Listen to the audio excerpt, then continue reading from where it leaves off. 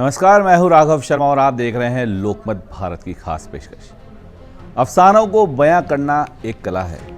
चुप रहकर बहुत कुछ कहा जा सकता है। लबों के थरथराने और उसकी खामोशी की गूंज दूर तक सुनाई देती है। बात निकली भी नहीं कि दूर तक चली गई। इजरायल, अमेरिका और ईरान के युद्ध में भी भारत की चुप्पी घरेलू राजनीति में चर्चा का विषय बनती जा रही है। होठों को सी चुके तो जमाने ने ये कहा कि यूं चुप सी लगती है, अजी कुछ तो बोलिए। युद्ध की आग में धधक रहे मध्य एशिया की आग में पूरा विश्व जल उठा है। तेजी से बदल रही जियोपॉलिटिक्स में हर कोई देश किसी न किसी रूप से इस आग से झुलस रहा है।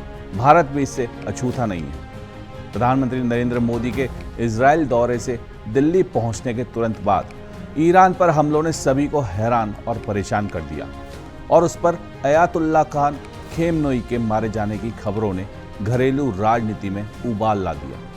लोगों ने सड़कों पर उतरकर गुस्सा जाहिर किया तो सरकार की चुप्पी पर सवाल भी उठाए गए।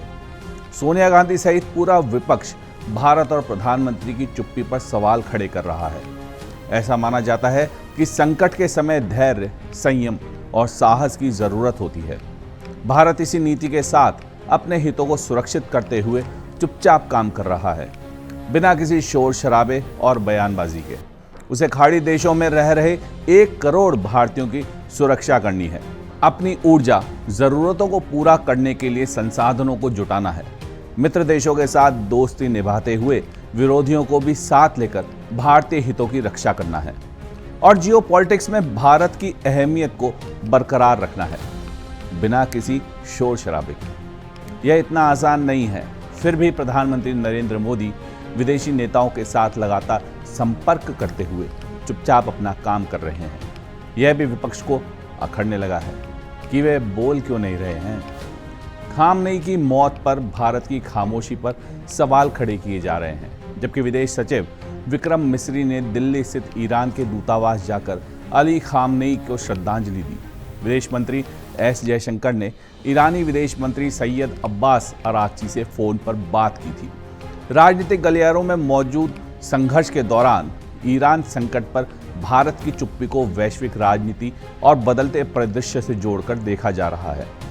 आज की अंतर्राष्ट्रीय राजनीति पहले की तुलना में कहीं ज्यादा जटिल हो चुकी है और भारत को कई प्रतिद्वंदी हितों के बीच संतुलन बनाना पड़ रहा है। विशेषज्ञ इसे भारत की कूटनीतिक रणनीति को संतुलित संदेश की कला बता रहे हैं। इस क्षेत्र में उसकी ऊर्जा, जरूरतें, बड़ी भारतीय प्रवासी आबादी, व्यापार और कनेक्टिविटी से जुड़े महत्वपूर्ण हित दांव पर लगे हैं।